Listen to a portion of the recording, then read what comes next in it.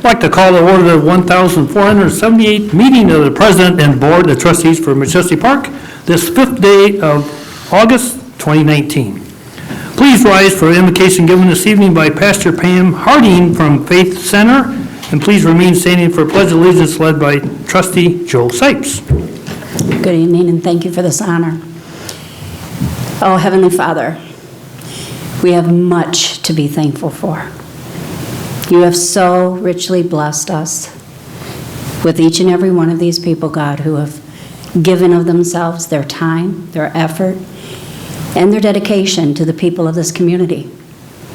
Lord, I ask for angels to be given to protect our civil servants, Lord, guiding them, protecting them, giving them foreknowledge and forewisdom to be able to assess every situation to protect both themselves and the people that live in the city.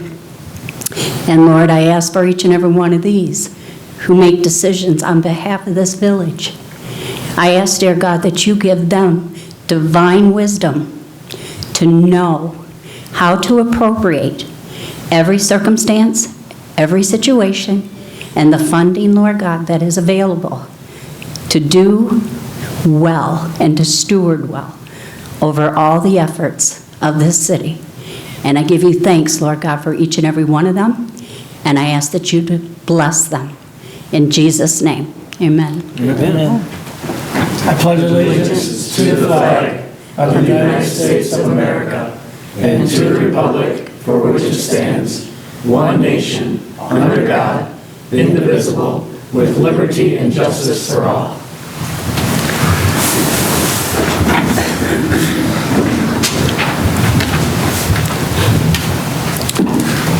Will clerk please take roll call?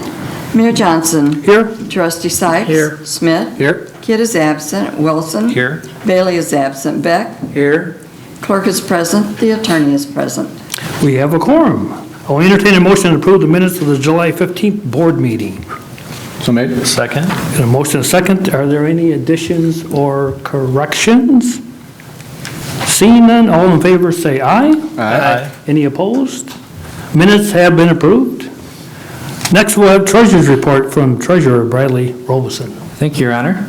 The Treasurer's Report as of July 29th, 2019 reflected what the village received in motor fuel tax funds of $43,455.36 and billed Machesney Road funds of $322,024.34. The total of all funds was $16,346,193.42. A copy of the report is available at the back of the room. Thank you, Your Honor. Thank you. I'll entertain a motion to accept the Treasurer's Report. So made. Second. A motion and a second. All in favor say aye. Aye. Any opposed? Treasurer's Report has been approved. Next, we'll have communications from Clerk Lori Mitchell. Thank you, Your Honor. A couple things this evening. Just a reminder to the community that nominations for the August Yards of Distinction are due by August 16th. Final awards of the summer will be announced at the August 19th board meeting. And also, the village received communication from Spectrum that there'll be a reduction in rates for unreturned equipment beginning around September 10th, so watch for that. And as a reminder to the board tonight, there is a closed session at the end of the meeting tonight. And that's it, Your Honor. Thank you. Next, we'll have the warrants. Trustee Jake Schmidt. Thank you, Your Honor. This evening we present the warrant in the amount of $801,381.83, and I move for their passage. Second. A motion and a second. Is there any discussion? Hearing none, will the clerk please take roll call? Trustee Wilson. Aye. Beck. Aye. Sipes. Aye. Smith. Aye. 4 ayes, no nays, and 2 absent. Bills have been approved.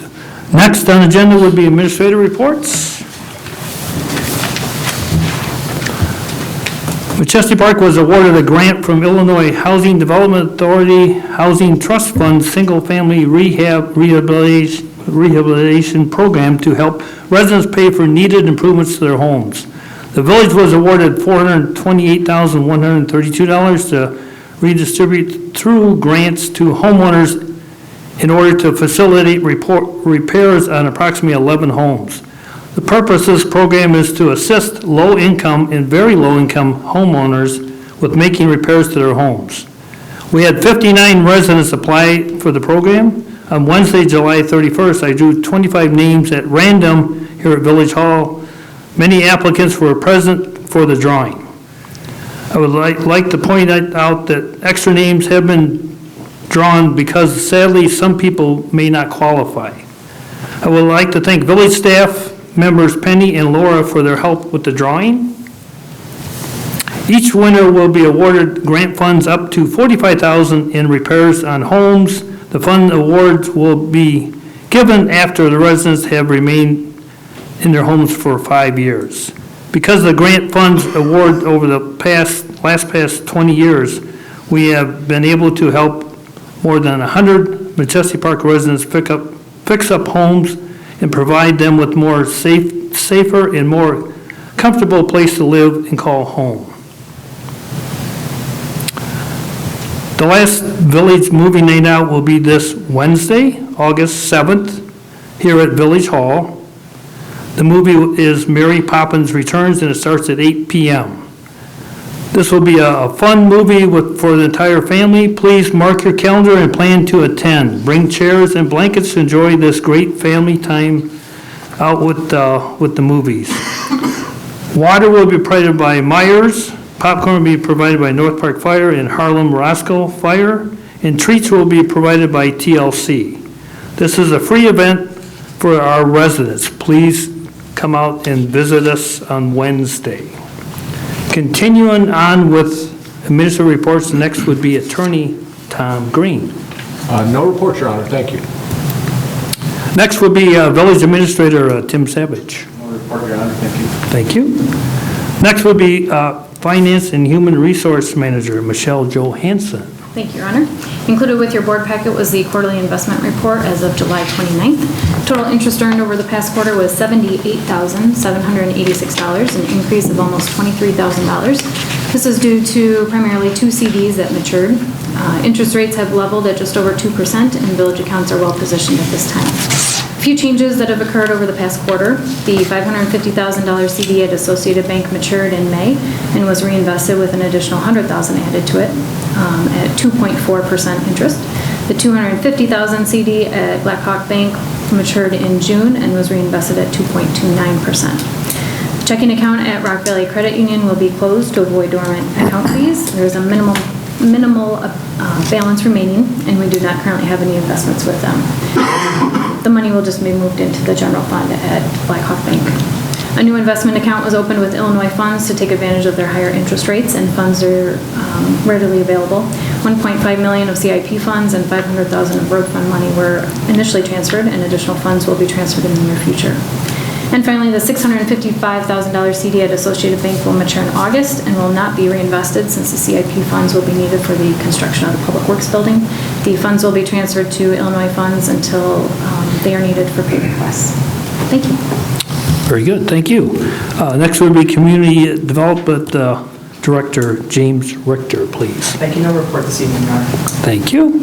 Next would be Superintendent of Public Works Chad Hunter.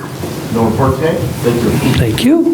Next would be Village Engineer Chris Dopkins. Thank you, Your Honor. A brief report on ongoing projects throughout the village. Burden Road, all of our curbing is done. Contractor is prepping for pavement, should be ready for paving by week's end. We don't have a firm date yet for paving up there, but I'm thinking either late this week or early next week.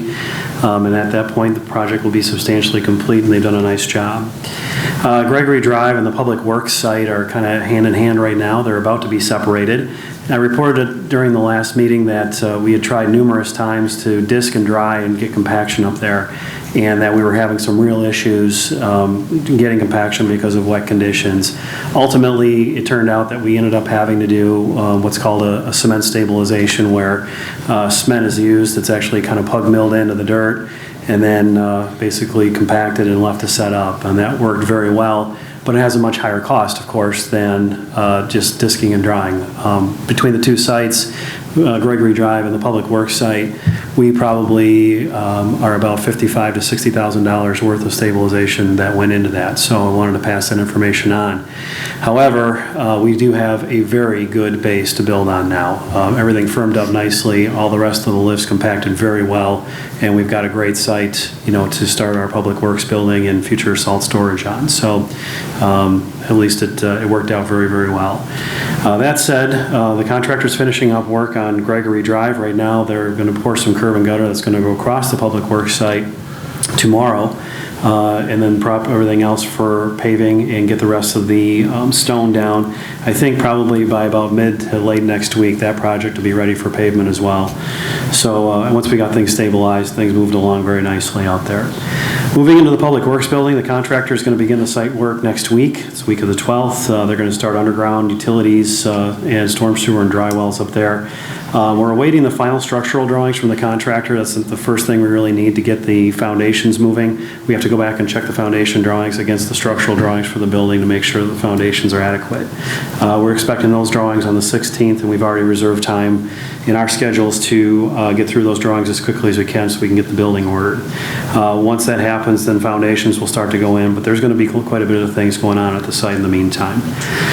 Resurfacing, the work has started on Victory Lane. The contractor's been in doing removals and replacements of curb and gutter, sidewalk sections, and milling happened over the weekend here. Fabric is scheduled for Wednesday and paving is scheduled for Thursday. Don't have a firm date on pavement marking yet, but we're hoping to have that done before school starts next Wednesday. So that's gone very well. The contractor's also going to be starting to mill other streets around the village Wednesday and Thursday of this week. Markings will go down tomorrow. Paving is going to be about 1.5 to 2.5 weeks behind the milling. We try to keep that timeline as short as we can because people are going to be driving across bumps for that period of time. And of course, if the streets are in bad conditions, those bumps can kind of turn into bad joints for us. We got to come back and do something to them before we do final pavement. So that said, the milling contractor does not have a lot of availability after this week, so we're getting them in to get the milling done, and then they'll follow as quickly as they can with paving. There's going to be some areas that will not get milled out right now, specifically high traffic areas, and probably this southeastern corner of the village probably won't get milled right now. Those will get done later. The contractor is also doing removals of concrete curbing and sidewalk up in Darby Close. They're going to move to Eaglesview after that, and then Machesney North. And then the replacement contractor is following right behind the removal contractor. So as we go across driveways, there'll be a short period of time where people won't have access, but they'll have notice beforehand, and we'll get them in and get them out as quickly as we can.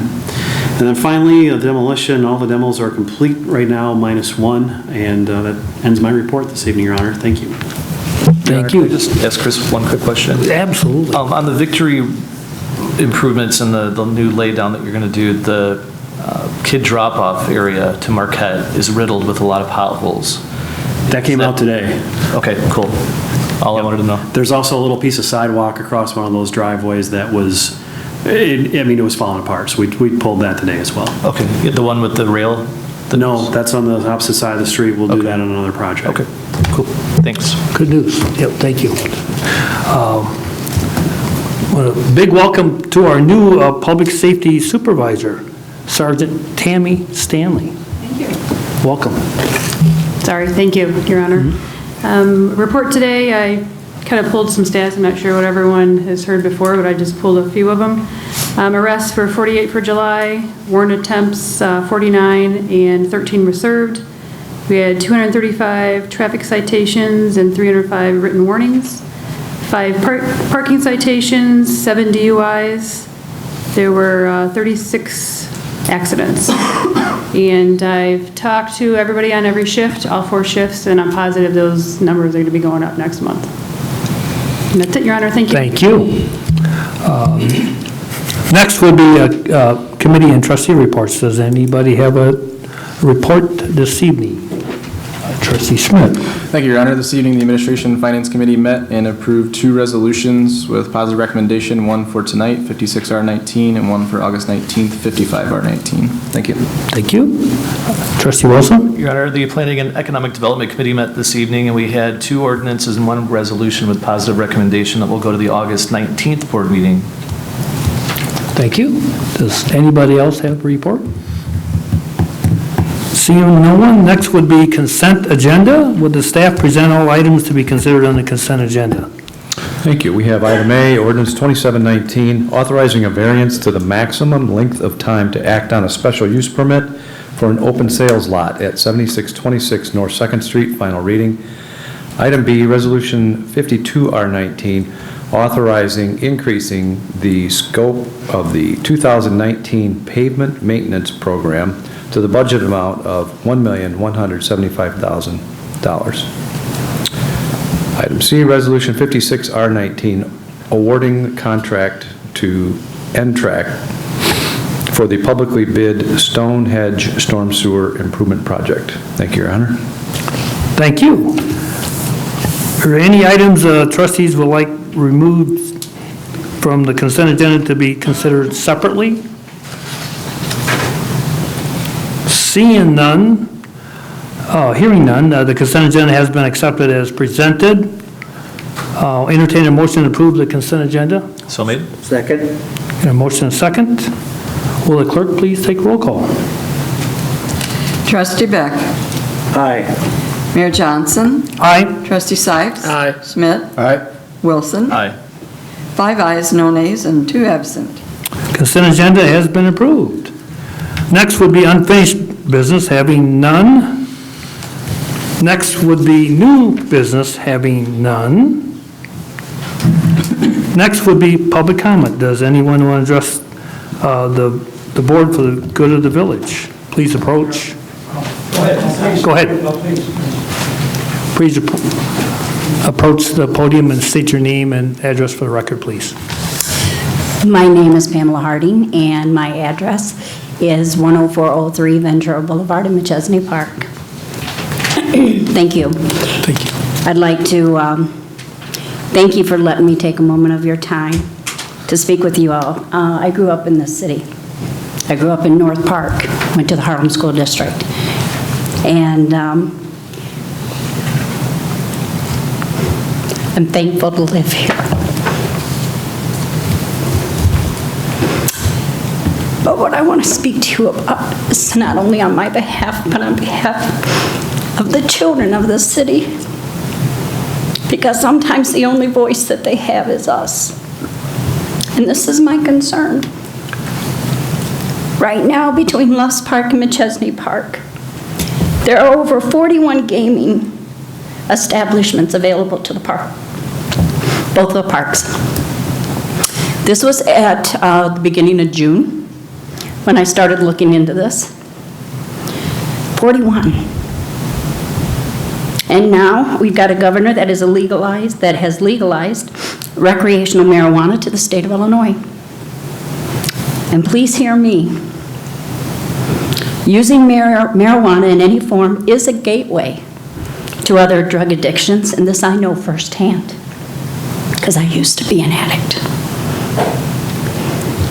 Which is why I'm addressing you all now, because I've been in the downward spiral of addiction myself in regard, and having a voice now for the children of this city. First-hand experience with addicts of alcohol, gambling, and drugs, I have seen families, their lives, and their homes completely destroyed and lost to addictions. I know what these cause in people's lives, and it's devastating. I worked in the Harlem School District Food Service Department for over 17 years before I went into full-time ministry in 2016. And it's only been because of God that I was able to do that. I recently contacted the board office at Harlem to find out how many children's lunches are now being subsidized by our tax dollars. 56.9% of the food in the Harlem district as of May 2019 are being funded by the government. 56.9%. That's you and I that's paying for it. So then what does the government do? They provide addiction centers. And to me, that's just absolutely ludicrous. And now we place into the hands of people who, for whatever reason, are not able to make ends meet, the opportunity of making greater demand on the taxpayers to fund them by opening more places of fulfillment of this open grave that is never satisfied or fulfilled by their addictions to be given to them. Make no mistake, this is a vicious circle of what the government is enabling people to make them dependent upon the government. Alcohol, drugs, gambling, giving them open doors to more devastation in their lives. You as the mayor and the board of this city, choices to make. And at the beginning or at the onslaught, you may see it as more money for the city. Pastor, we have to kind of wrap it up. I'm sorry. Okay. But what about money needed in the homes of the people of the city? I'm addressing you all and asking you for no more gambling opportunity for the sake of funding of the city or allowing any kind of distribution of marijuana. And I'm speaking for behalf of the generations to come. And I want this to become a better city for the ones who are already here. Thank you for your time. Thank you. Does anybody else want to approach the board or speak to the board? Yes.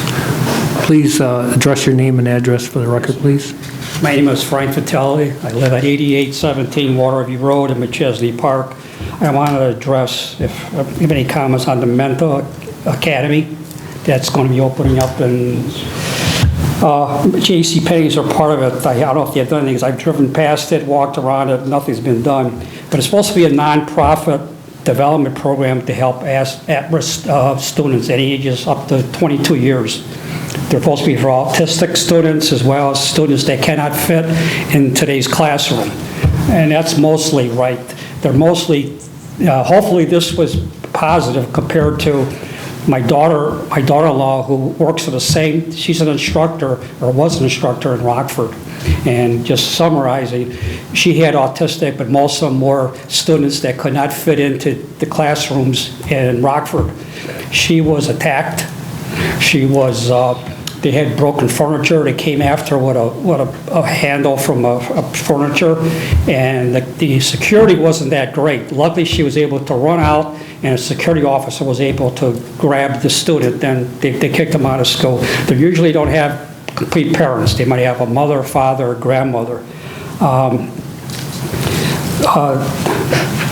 They're also, they say in the website, they have a variety of most critical and social emotional needs.